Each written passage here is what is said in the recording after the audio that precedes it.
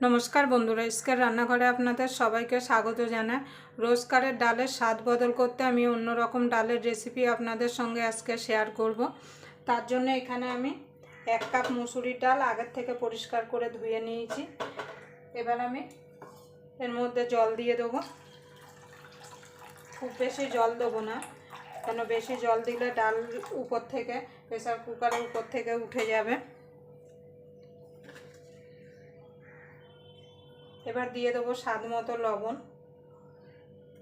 দিয়ে আমি প্রেসার কুকারটা বন্ধ করে 2টো সিটি মেরে নেব।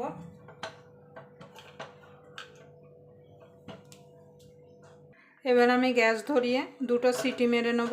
আপনারা চাইলে এই ডালটা কড়াইতেও সিদ্ধ করে নিতে পারেন। আমি 2টো সিটি মেরে ফিরে আসছি। দেখেন বন্ধুরা, 2টো সিটি হয়ে গেছে। এবার আমি গ্যাসটাকে নিভিয়ে দেবো। নিভিয়ে প্রেসার কুকারটা ঠান্ডা হওয়া পর্যন্ত অপেক্ষা করব। দেখুন বন্ধুরা, এখানে প্রেসার কুকারটা আমি খুলে নিয়েছি। দেখুন ডালটা আমার কি সুন্দর সিদ্ধ হয়ে গেছে।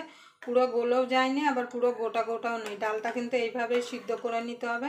পুরো যদি আপনারা ডালটা গলিয়ে ফেলেন তাহলে কিন্তু খেতে ভালো লাগবে না।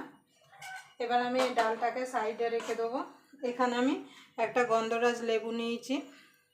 এই গন্ধরাজ লেবুটা আমি ডালে দেবো। এবার আমি ডালটাকে সম্বাদ দেওয়ার জন্য গ্যাসটা ধরিয়ে কড়াইটা বসিয়ে দেবো।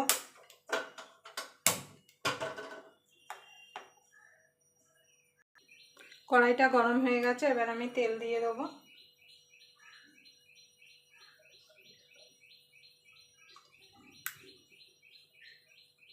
দেখুন বন্ধুরা, তেলটা গরম হয়ে গেছে। ফোড়নে দিয়ে দেবো 2টো শুকনো লঙ্কা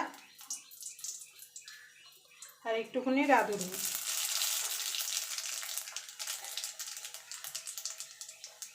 ফোড়নটা এবার একটু ভাজা ভাজা করে নেব।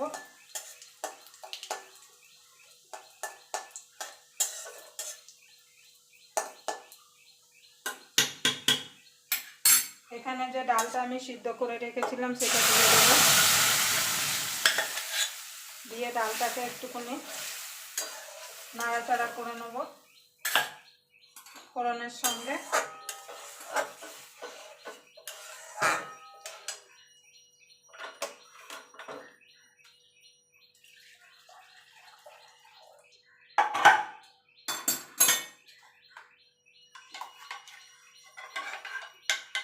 এখানে আমি পাশের ওভেনে গরম জল করে রেখেছিলাম। গরম জলটা দিয়ে দেবো। আপনারা অবশ্যই চেষ্টা করবেন ডালে গরম জল দেওয়ার।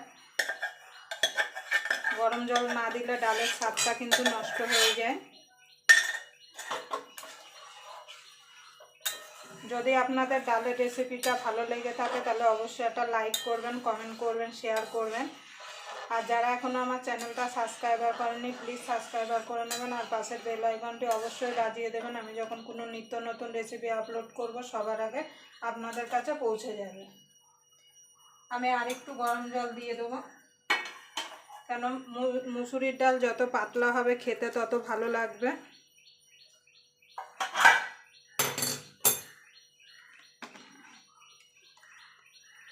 আমি সিদ্ধ করার সময় লবণ দিয়েছিলাম, আর একটু লবণ অ্যাড করে দেবো।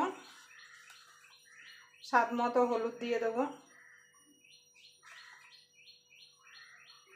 এবার ডালটাকে আমি ফুটতে দেবো।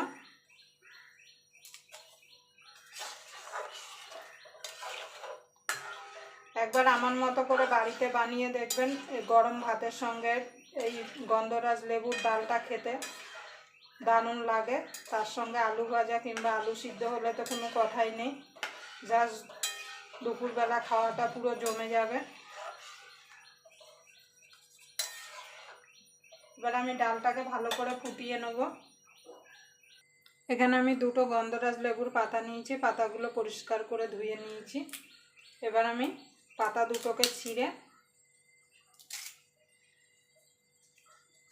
একটুখানি হাতে ডলে দেবো যাতে গন্ধটা বেরিয়ে আসে।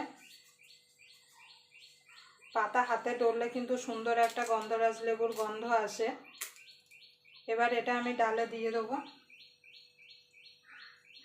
আর এখানে 1 টুকরো লেবুর রস চিপড়ে আমি ডালে দিয়ে দেবো।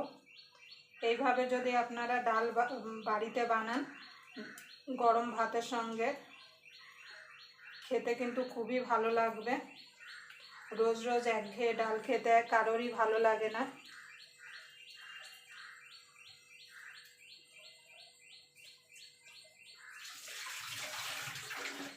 নুনটা অবশ্যই চেক করে নেবেন। আর আমি এখানে চিনি দিচ্ছি না, আপনারা চাইলে ডালে চিনি দিতে পারেন। এবার লেবুটা দিয়ে বেশি ফোটাবো না, তাহলে কিন্তু তিতা হয়ে যাবে ডালটা।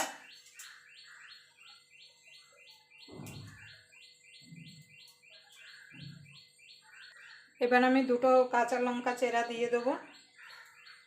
আর এখানে দুটো লেবু এইভাবে স্লাইস করে কেটে রেখেছিলাম, সেটা দিয়ে দেবো।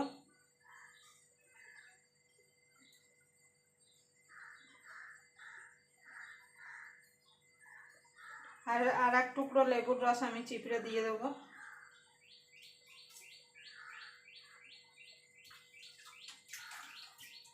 এখানে ডালটা আমার রেডি হয়ে গেছে, এবার আমি নামিয়ে দেবো। আবার আপনাদের সঙ্গে কোনো নতুন রেসিপি নিয়ে দেখা হবে। ততক্ষণ পর্যন্ত আপনারা ভালো থাকবেন, সুস্থ থাকবেন।